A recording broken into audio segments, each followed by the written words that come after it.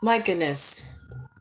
So this morning, I am coming to you with this topic. I said I want to just talk to Black people, specifically anyone that identifies as Black, anyone that identifies as descendant of Africa, anyone that would be mistaken for Black or is treated as a Black person, that whole general scope. I just want to talk to those people particularly.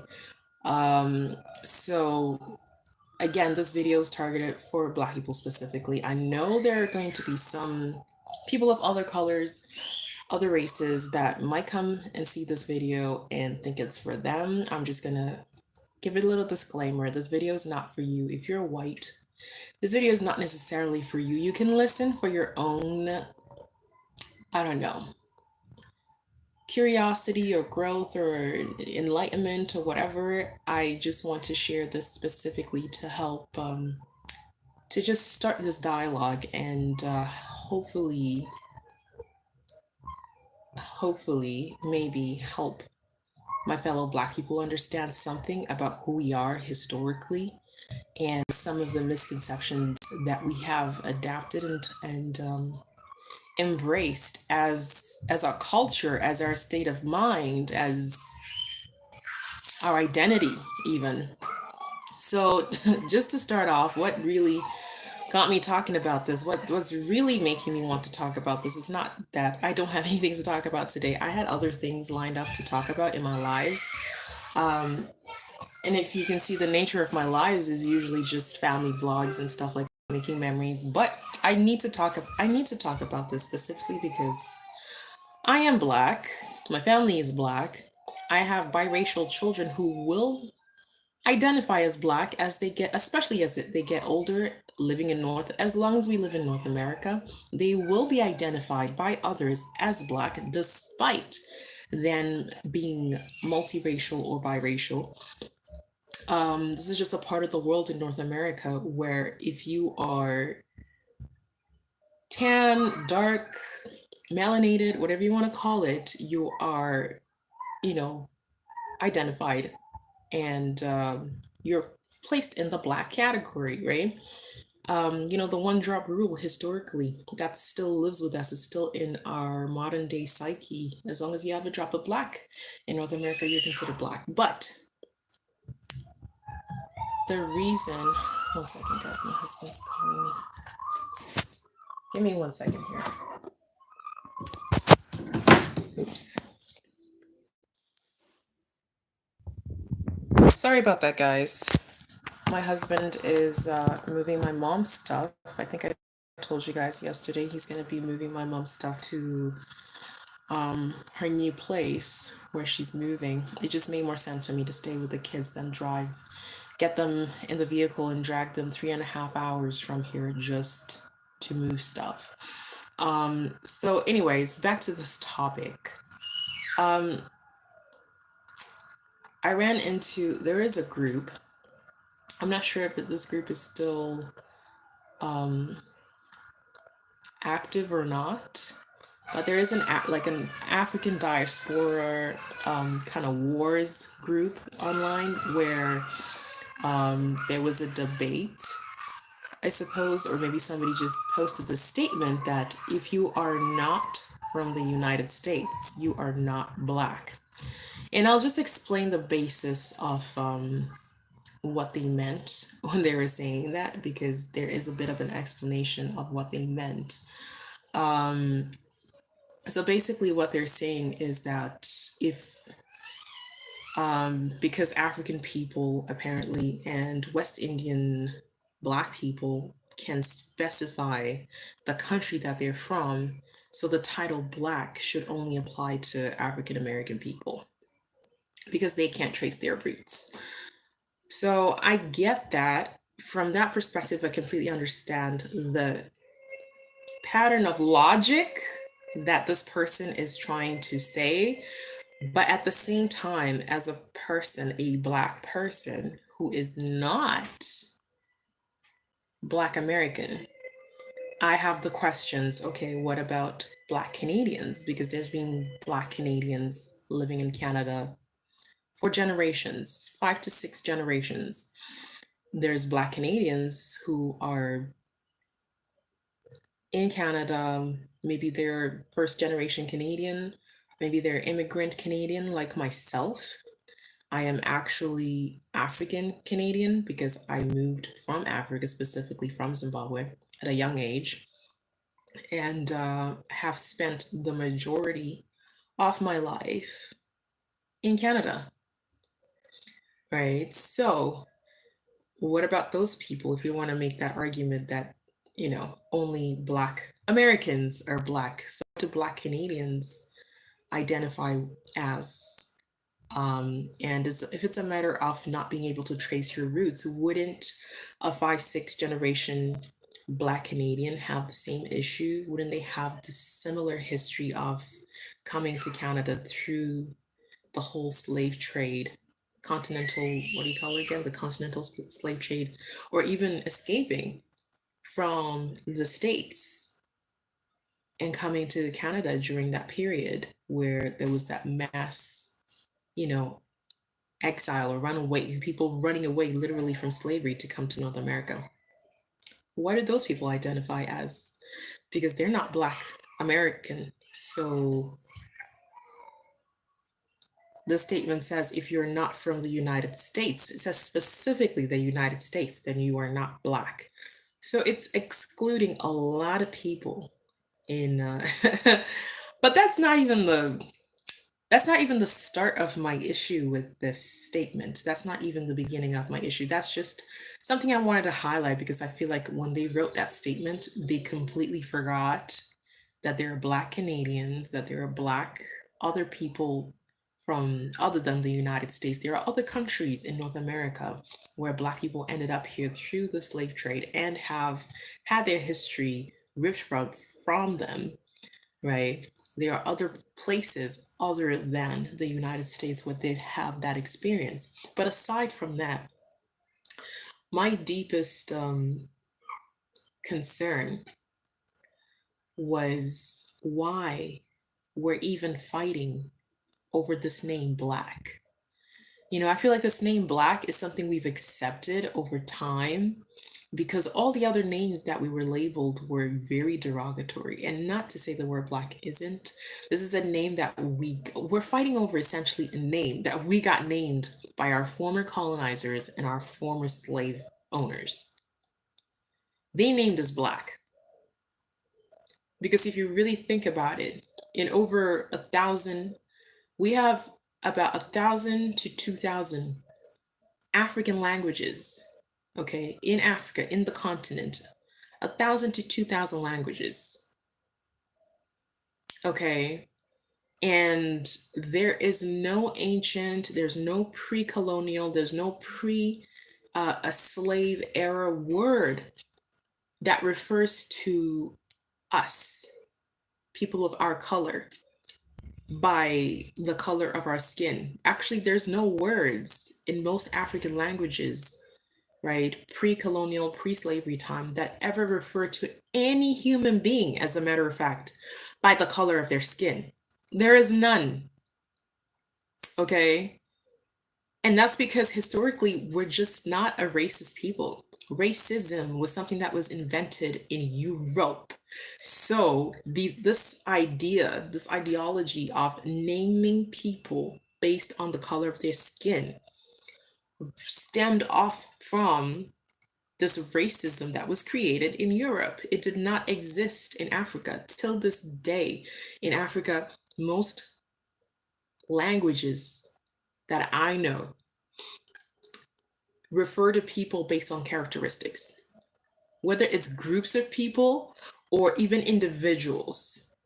We refer to people based on their character, essentially. Like Martin Luther King said, he dreams of a time where people will be judged not by the color of their skin, but by the content of their character. That is a very, very Afrocentric mindset that he was preaching. He didn't just come up with that. African culture African languages do not, even till this day. I dare you to ask anyone who speaks an African language. I speak an African language. I know a lot of people speak African languages. I know a lot about African languages. I might not be the best at it, but I know enough about it that I can tell you right now, historically, we did not have words that refer to anyone by the color of their skin. And even till today, we have words we've created post-colonial era because we were just, you know, now integrating a lot of the European or colonial culture within our culture and translating their words and trying to find words that can translate their words because they'll ask us, oh, how do we say black in your language? So we've come up with new words that we've created. Like in my language, Shona, if you ask us, what do you say? How do you say black? How do you translate the word black from English to Shona? We will say munu mutema. That is, mutema means a dark person. Munu is a person. Mutema is dark. That's just kind of trying to explain, you know what I mean? Like, okay, when you say black, what do you mean? You mean a dark person? Okay, this is it, a dark person. That's literally how we translated the word black. But that was post-colonial. We were not walking around before that calling each other Munumutema. Hey, fellow Munumutema. We were not calling each other, hey, fellow, dark person or black person. It was not a part of our language. We referred to each other as just people, essentially, right? Especially in my language, we just refer to ourselves as the people because as far as we've known, Black people are the oldest race. With no argument, we are the oldest race on the planet. So we just refer to each other as the people, right? We were just people. And if you want to be specific about certain groups, then that at that point you find characteristics. If they are a warring group, then you refer to them as based on that character. They're a warring group. If they are a peace-loving group, you refer to them by that character. If they're a compassionate group, you refer to them by their characters. And it keeps branching off into even individuals, down to individuals where sometimes people's names are changed in society. And I grew up in that's how most of African cultures come up with even last names for people. Because remember, a last name thing is a more European thing, but last names were more of a title that your family is given, right? That's how we came up with last names. So if your family was known for being cheap, for instance, right? The title of that family will be the cheapskates, for instance. I'm just oversimplifying things here, but basically just to give you an idea. Um, if your family was known for being, I don't know, like amazing athletes or great singers, you will be known as the singers. That will literally become the title of your family, and hence, if we want to convert that into a more Western way of thinking, that becomes your family's last name. So when the colonizers came and they started asking people, what's your name? What's your name? People would just say, this is my name. We didn't have a concept of last name specifically, but when they're like, no, you have to have a name. What's the name of your father or your parents or whatever? So to fill that void, because they were making birth certificate for us and whatever, and sending our kids to residential schools and all kinds of mess, the kind of same mess that was going on in North America, they were doing that there. So if you didn't give a last name, they will make one up for you. And that actually happened to my dad's family, where they actually made up a name for my great grandfather when he was migrating from South Africa to Zimbabwe, because they had fought for those borders and put those borders in place. And basically, they asked him his last name. He had one. He had a family name, that title that the family went by, which we know what it is now. But it took us a long time to research and find out what it is because they changed his name. Because he didn't know what they were talking about. He didn't know what they were referring to in their like last name. So they called him Clean Boy because first he was a very clean person. We assume he was very tidy, he was very clean from what, anyways, my older people in that side of the family tell me that he was very clean. And um usually white people during that colonial era, to demean or make another black man feel like they are much lower in status than them, to make elevate themselves, they would call you a boy even though you're a man, even though you're a grown man. You could have been twice their age, you could have been almost old enough to be their grandfather, but to make sure that you always remember that they are superior, racially superior, they would always call them a boy. So they made a name for him, they called him Clean Boy. So once he migrated to Zimbabwe with their whatever, when they were migrating, what ended up happening is that became his last name. Clean Boy became his last name. And obviously, once he had children and they realized that, okay, this is kind of a diss, you know what I mean? This is not a compliment. What kind of name is this? So they started changing the name. It started evolving from Clean Boy to Kidding Boy, which is putting a more Shona language, which is our African language in that country in Zimbabwe, putting a Shona spin to it, or eventually some of the children, some of the grandchildren, including my dad, eventually legally changed it from that Clean Boy version or the Shauna version of Clean Boy to a name of his own choice, which is my maiden name, Munatsi. And Munatsi, again, if you look at it from the linguistic perspective, is a title. It's not necessarily a name, it's a title. Munatsi is the people, if I were to translate it, is someone that does right, that makes things right. So there was a group of people who, within the village that he came from, that had that title. That was their quote unquote last name. And he decided to adapt that name as his own name. And then all his children, not all, but his children, through marriage, anyways, adopted that name, that last name. So, just to give you an idea of how things work in African language and African culture, and why the word black was never a thing we use to refer to each other. And even till this day, some people might use the post-colonial version that we've made up, like Muna Mutema or whatever, as a way to refer to other Black people. But in general, for the most part, we don't. We just don't. We don't do that. We rather refer to people based on their character. That is the true African culture, the African state of mind, the African way of thinking. And obviously that state of mind is shifting and changing, post-colonial, a lot of things have been lost and changed. Colonizers came, burnt a lot of our knowledge, our libraries, our information, our sources of information, told us throw away your everything you know, everything you've learned, even though you were the oldest race on the planet. Throw away everything you know, it's useless. You guys are primitive. We're the ones who know. So this baby race is telling this ancient race to throw away everything they know because it's all superstition, it's all this, it's all that, and adopt our way of thinking and our way of speaking and our way of doing things. And that's how we started coming up with ways of translating things like, how do you say black in an African language? So you might find places where they have that word, but it's not it's not part of the ancient language. It's a very new word. It's a very, very new word.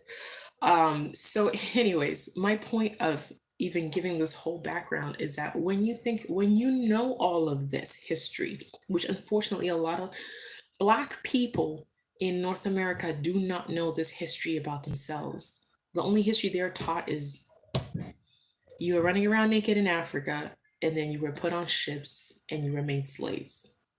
They don't know who they were. They don't know the mindset. They don't know the culture. They don't know um, our psyche as African people, how we thought. We were not primitive, we were a very advanced civilization. The only difference is we advanced the things we valued, and the things we valued was human consciousness, was evolution, self-awakening, self-awareness, spiritual innovation, spiritual advancement. These are the things that we valued. We were very, very, very advanced in those areas. Things that now, only now in our sick Western society, people are starting to come to realization about things like earthing, walking barefoot on the earth, and how that resets your just internal rhythm with the earth, which is a very natural rhythm that helps your body to heal and be more aligned with the planet and heal better and be more balanced. These are things that were a part of African culture already, that were a part of our mindset. We knew this, we did this, we lived this. It was African lifestyle. But when the colonizers came and they saw us walking barefoot, they just said, oh, look at those savages. Oh, we could take advantage of them. They can't be smart. They walk around barefoot. Why are they walking around barefoot? Because why do you want to put a barrier? We had already done the science, and you putting a barrier between yourself and the earth will disconnect you. It will tip your natural rhythm, right, off. And that's how you end up getting sick. Yeah, you might have comfortable soft feet, but you're not any healthier. Have you heard the statement, being well adjusted in a sick society? How does the quote go again? It is no measure of good health to be well adjusted in a sick society. That statement right there, that quote right there, is the quintessential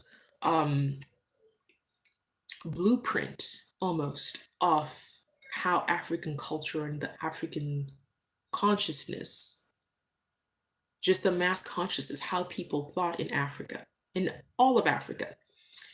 Okay, because even though it's not a country, yes, it's not a country, it's a continent, but we had our own ways of connecting and communicating ideas and knowledge, our own ways. They're not nearly the same as the Western ways of doing things. And this is why they weren't recognized during colonial times. Westerners did not recognize these methods, and they were like, these people must be dumb. They must be very backwards and very dumb and not know what they're doing. So here we are to rescue them. So, anyways, if you know this, which unfortunately a lot of African people in North America and other parts of the world that are removed from Africa, especially generations removed, do not have this history. They're taught the very dumbed down history of you were just a slave. In the past, you never accomplished anything other than just being a slave as far as, human advancement, human progress in general. But we accomplished a lot of things as a race before we were rudely interrupted by colonizers and slave masters and so forth. So you have to have a deep understanding. I am lucky that I was born in Africa. I was educated in Africa for not most, but part of my life, and enough of my life that I have a deep rooted knowledge and understanding of my people, that even when I got to come here and go to school, public school here, I knew there was so much information that was missing. When they were teaching me my own history, I was looking at my teachers like, are you kidding me? And they were challenging me on things that I knew. I remember my history teacher telling me when we did a project and we were supposed to pick any area to speak about the history of that area or continent or whatever. So I picked the African continent, and I started from the north down to the south, because as far as I know, my African history starts right from the top of, the African continent, all the way down to the south. There's no part of Africa that is not included in African history. That doesn't make any sense. That's like saying part of North America does not belong in North American history. It makes no sense. But this teacher stopped me in my tracks because I started in Egypt, and I was talking about Egyptian history, and I was trying to tie it all together, how African people were building these amazing structures that we call pyramids today, all across the Nile. The Nile River is one of the longest rivers in the world, if not the longest. It's the only river in the world that actually runs the opposite way from the south to the north. And this is a major, major lifeline for a lot of African people, for the entire African continent. So it's a central spot. So a lot of our history um, is kind of, you can trace it right along the Nile Valley all the way down to Southern Africa. And you can trace our history and the similarities of our history and our practices all the way down, from building structures like pyramids, the sculptures that we built, the pottery we made, the crafts, the artifacts, all of this stuff have such similarities because we're the same people. We're nomadic people. And as we moved along, because we believed in crop things like crop rotation, you don't just sit there like farmers here. You buy a plot of land and then you plow and you plow and you grow food in that land until it's infertile, and then you have to figure out what chemicals to put in the soil, which damages the soil even more and creates food that's not healthy for your population. We didn't do things that way. We rotated. We did crop rotation. We moved around. So if you use a plot of land and you use it up as infertile, you burn everything and you let it regenerate, and then you move down somewhere else and you grow there. So agriculture, we had an agricultural revolution way before the North American agricultural revolution. It's just that the way we did it was in a nomadic pattern. So then it made it seem as if it wasn't a widespread thing, because this group is just moving over there, and these different groups are moving and practicing agriculture in different places and abandoning these spots of land to let them regenerate and practicing agriculture somewhere else. So we were very advanced. We were not idiots. We were not ignorant people. We were not primitive in any way whatsoever. Like I said, we are the oldest race on the planet. We are the ancients. So we had knowledge of how we had done all of this civilization stuff. We had done building structures, building technology, building this, going to war. We had done all of that and realized that, you know what, we need to be more in harmony with our environments, so that we're the healthiest. And sure enough, even on a genetic level, we are still one of the healthiest people as far as just how well genetically we get over certain things, or how sometimes you see groups of people in Africa that they're like, oh, they're completely immune to a virus that is devastating other people, for instance, right? So those things are because of what we chose to focus on as a people, what we focus to advance ourselves in as a people, rather than just focusing on the superficial things of, oh, let's make trinkets and shiny things and whatever, right? So because you have to understand the African psyche, especially pre-colonial, to understand certain things. And that's the biggest gap that I see is missing when people are in a group like this African diaspora wars, talking about, if you are not from the United States, you are not black. Like like I said, why are we even fighting over this? Right? Let me reiterate it. We have over 1,000 to 2,000 languages in Africa. None of those languages have an ancient or pre-colonial or pre-slavery word that refers to any human being on the planet as black. No human being, by the color, by black or the color of their skin. We don't even call white people white. We didn't have that. We were a very, very self-aware culture, and we understood that if you judge anyone, judge them by the content of their character, and not the outside appearance. That had nothing to do with who a person truly is. We deeply understood that. And what else? And when you look at the English language itself and what the word black means in the English language and the different ways it's used, why would you even want to fight for that word? Why would you want to fight for it? I feel like we've just kind of accepted black. when I look at our history as a people, a melanated people, whether we're in the diaspora, in Africa, whether we are Black American, Black Canadian, Black Caribbean, wherever we are, I feel like we just kind of settled into the word Black because we were trying so hard to get rid of all the other derogatory words that everybody was just like giving us a hard time. Like, oh, you don't want us to call you the N word. What are we gonna call you then? Oh, come on, make up your minds. They wouldn't give us the time. Because names and things, they need time to evolve. You need time to come up with something that really works for you. But they weren't giving us the time. That's the problem with racism. They were like, okay, well, we stopped enslaving you, we stopped this. Now you want us to stop using words that we like using? Because they're still very entitled even till this day. They're entitled to everything, even language. And that's where you have, some white people fighting us to say, we want to be able to use the N word. You can't control what word we use. Listening to songs and repeating those words as they're hearing the lyrics being sung in certain songs and feeling very entitled that they should be able to say these things because after all, they own everything, right? They have been bred and they have been raised to believe that they own everything. So why can't they say what they want to say? So because of that, there's an impatience. Just like when you're in any abusive relationship, even if you let the person know that what they're doing is abusive, that they should change, they will force you to heal and forgive fast.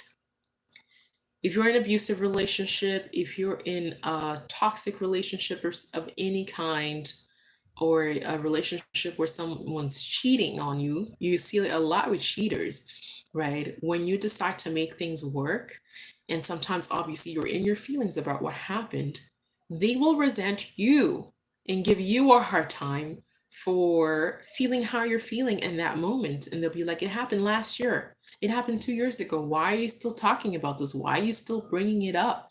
They will actually force you and say you need to heal. You're the problem in this relationship because I stopped doing what I was doing and you're still bringing this up. You're still feeling how you're feeling about it, not realizing it takes time to heal and it takes time to shift to that place of healing into a new energy. But people that are destructive like that don't have any respect for that time and space that anyone needs to heal and come to a new energy and a new state of mind. They don't have respect for that. So that's why when we were transitioning to out of these words like N-word and all the derogatory words, if you are Black from anywhere in the world, there's always derogatory terms that they used towards us. And during that time, again, the white community was pushing us like, hurry up already. If I can't call you N, what can I call you? What can I call you? What can I call you? So when you're under that kind of pressure, it's no wonder that we just settled into the word Black without really evaluating what it truly means. We settled into the word Black. Some of us tried to resist and call ourselves African American or African Canadian because we didn't want the Black title. But then African Canadian, African American, not everybody agreed because a lot of people said they didn't identify as African anymore because they were so far removed, right? Just like white Canadians or white Americans, they don't call themselves European American, European Canadian. So there was that argument that why should we call ourselves African American, African Canadian? Why can't we just be American? Why can't we just be a Canadian? But then again, the white community was like, no, we still need to differentiate you from us. We can be Canadian and we can be American, but you cannot. You can never be that. So we need a way to classify you and differentiate you further from where you were born and raised and where your family, your ancestors grew up, where we force your ancestors to come and have you and raise their family and raise generations. But you can never be accepted as American, or just Canadian because you're not white. So again, that abusive nature perpetuated. So we ended up settling with the word Black. But with that said, we still never got time to reflect on why the word Black. Because as we know, the word Black is not a very positive word to begin with in the English language. Like you think of words like blackmail, black black. If we look at even I looked it up right now. The I looked up look up the different meanings of the word black in the English language. See what results you get. So other words for black, according to the English language, are dark, dusky, inky, sable, ebony. This is where it gets interesting. Dirty, dingy, sad, depressing, somber, doleful, mournful, funeral. So basically, anything dirty, depressing, and death.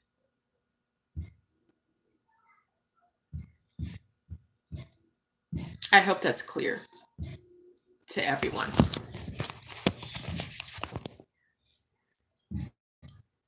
I will show it to you if you have any doubts of what I'm saying. Okay? So these are the meanings of the word black, and this is why they named us black. They named us black because to them, dingy, we are sad, we are depressing, we are somber, we are doleful, we are mournful, and we represent death. Whose death, though? Not ours. Clearly not ours. We don't represent our death to them. We represent their death. That's why they made the one drop rule. Because if one drop of my gene, my blood, makes you black, that is the death to the white race and everything white and all the superiority and all of that as they know it. It is death, their own extinction, based on their ideology, even though based on nature, based on evolution, based on this planet, you cannot necessarily extinct a race, but that's their biggest fear. That them mixed with us is their death, is the end of them forever. So when you see apocalyptic movies or, those kind of fears of an apocalypse, to white people, especially white people who were making decisions and making these definitions and enslaving black people and colonizing black people and even white people that are still racist till this day, in their psyche deep down, even though they cannot verbalize it, right? Deep down in their psyche, this is why in a lot of like deep south places they sleep with guns under their pillows. It's not because they think their neighbors is gonna come and steal from them. No, because they have a deep rooted fear of blackness being their apocalypse, pretty much the end of times for them.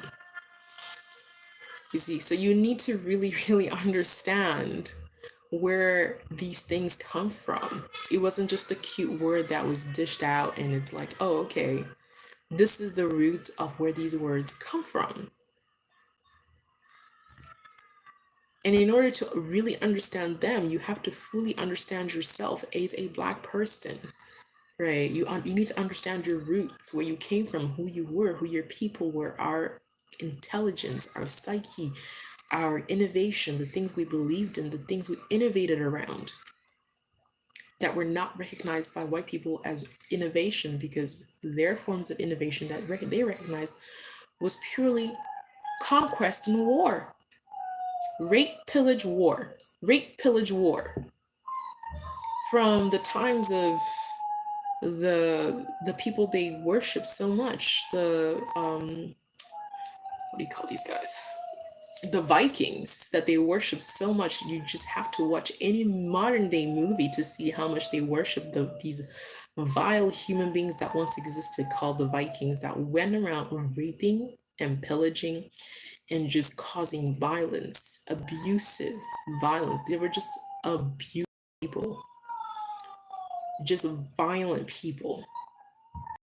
But how many shows will you see, even cartoons targeted towards children, right?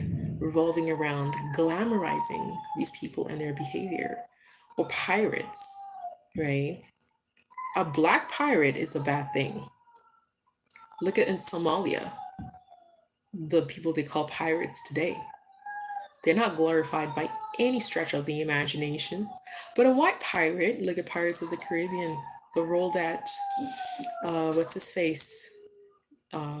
This guy in his trial, his defamation trial, what's his name again? Johnny Depp, right? Look how glamorized that is, right? So this is because that's their value system. That is historically their value system. To them, if they steal, if they rape, if they pillage, if they kill, it is justified. Now, who's primitive? Who's a savage? Just by that alone, who's a savage? Whereas historically, our culture, we had no words to refer to anybody by the color of their skin. Not anyone, not even white people, no one. We refer to everyone by the content of their character, because that's the only way we judge people, by the content of their character, right? We centered our innovation around a harmonious coexistence with our natural environment.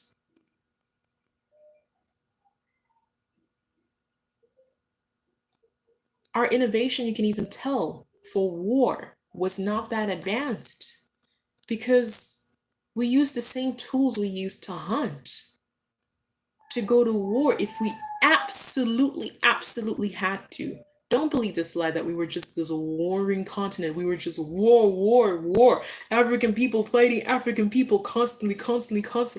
That is the European narrative. If we were fighting that much as a human race with this mental capacity to innovate, our innovation would have depicted that. It would have shown that we would have been very advanced when it comes to weapons for fighting war. But we were not. We used the same tool that we used to hunt a deer, to hunt animals. Same tool, guys. Think about this. Even the spears we used those spears to hunt animals. And if another nation really, if we really clash to the point that things cannot be settled by talking, which sitting down and talking is a big part of African culture. You look at it from any perspective, sitting down and talking is a big part of African culture, even today. When couples even don't agree, you sit down with members of each family, right? It's almost like an intervention. Interventions are very dominant in African culture. Nobody has to wait for anyone to be an alcoholic. Even the simplest problem, we do interventions, family interventions. So sitting down and talking was a big part of African culture to resolve any issue, from the smallest issue to the biggest issue. But if it came to a point where it could not be resolved by talking, because obviously people are different. Some people were just some people would dig their heels into the ground and say, no, we're not going to talk. We're going to do things our way or no way. And then at that point, sure, you will go to war. But the fact that we use the same tool that we use to hunt, today you don't use a kitchen fork to go to war in North America. Do we use a kitchen fork to go to war? If your neighbor says, I'm going to come and take your house, do you pick up a kitchen fork? No. But the fact that we resorted to using the same tools we used for hunting, for fighting, shows you that fighting was not a dominant part of our culture. It was not nearly as dominant as what the colonizers' narrative, what they were trying to lead the world to believe. It was not nearly as dominant. What was dominant, though, was how peaceful we were, how we viewed people based on the content of their characters, how we built our lifestyles, whether it's raising livestock, our agriculture, education, transportation. We built all of those things around trying to be a harmonious species with the rest, with all other species of this planet, trying to live and coexist in harmony and peace and not destroy our planet. We believed in giving back to the earth. You can take your sustenance, but you also give back. That's where our sacrifices came into place. But they made it seem like we were these barbarians running around naked, killing each other anyway. So they rescued us from killing each other because we were always at war with each other. And we just didn't know what to do with our resources around us because they could have used it for better things, right? Like going to war with each other, which till this day, they're still going to war with themselves and others. They're going to war with every species on this planet, whether it be plant species, animal species. They go to war with every species. Look at the Amazon rainforest. Look at all the rainforests on this planet, the state in which they are. And you want to tell me Western culture and Eurocentric cultures are the ones that were civilized? They are the ones that were advanced? Just look at their history, look at their receipts. Look at their receipts. But they're the first ones to call other cultures primitive barbarians that were just rival tribes. They called rival tribes. We had kingdoms, we had empires. We're talking about rival tribes. You know what I mean? We didn't have tribes. Yeah, of course you had small sects of place, just like you have cities, you have towns, then you have villages anywhere.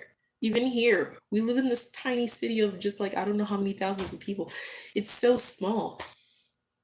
And you talk to the people here long enough, you realize even their mindset, unless they came from somewhere else, usually their mindset is also not that wide, unless they made a point, an effort. You can tell the ones that made an effort to educate themselves and get a broader perspective of life. But I've talked to people here who didn't even know that there's other races that live in Canada. Like, you live in a country where, first of all, you colonize this country, you don't even speak the native language of the people in this country, and you don't know that there's Black people that have lived in this country for 5-6 generations. And it's taught in grade 10 Canadian history. It's taught in grade 10, guys. It's not a secret. So how are they not learning this? I know their history, their education system here is not that great, but they do teach some things. They do teach some things. But I've met people that didn't even know this. So, I mean, again, look at the receipts. Before you believe these narratives, look at the receipts. Look at the evidence. Look at the track record.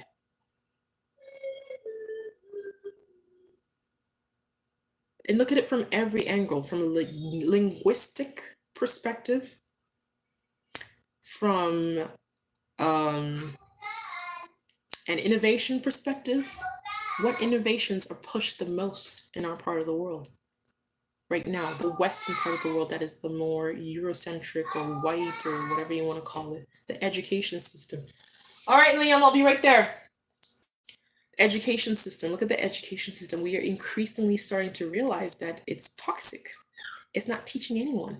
Even white people don't want their children in the current education system. I see tons of groups on social media of white people saying they want to unlearn this education system. That they're going to homeschool their children, to unlearn. Literally, I'm not making up these words. They want to unlearn this model of education that was left to them by their forefathers, who were very racist and violent people.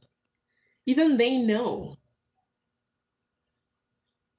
how toxic and bad it is for just any human being. Never mind what race you are.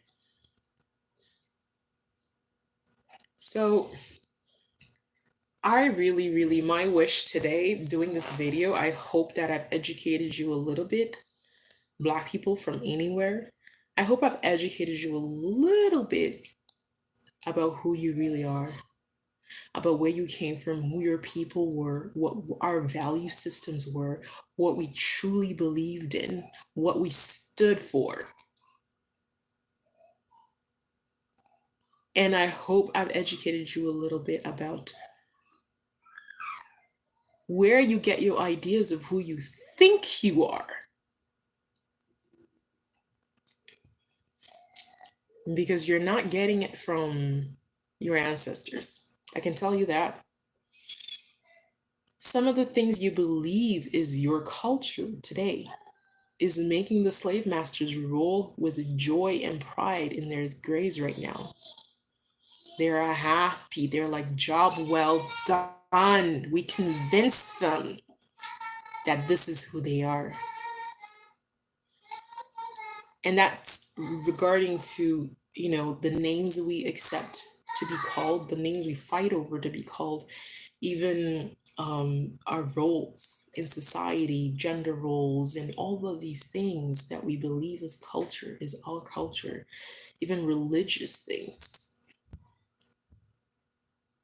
If there's anything that you come away with today, I hope you come away with this. If you don't learn anything else from my video today, I hope you learn this, that it's up to you. Nobody else is going to tell you who you are. They're not honestly, like the system, education system, they're not going to tell you who you are. Stop depending on these institutions. And I'll leave you with the words of Bob Marley, just because I have to go help my son. He just had a number 2, so I had to help him clean up. I'll leave you with the word of the lyrical genius Bob Marley, who said, "Emancipate yourself from mental slavery. None but ourselves can free our minds."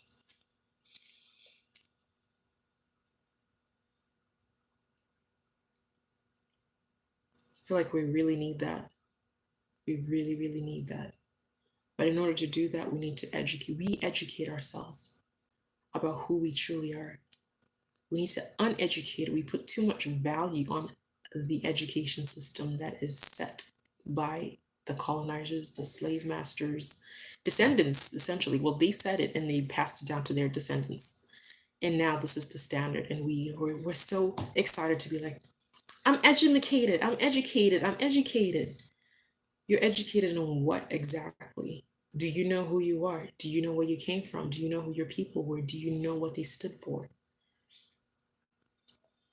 You're so eager to be seen as educated in the mind's eye of the very people that ripped you from the very advanced culture you came from, the very advanced race you came from, because you've been convinced that you came from a primitive place.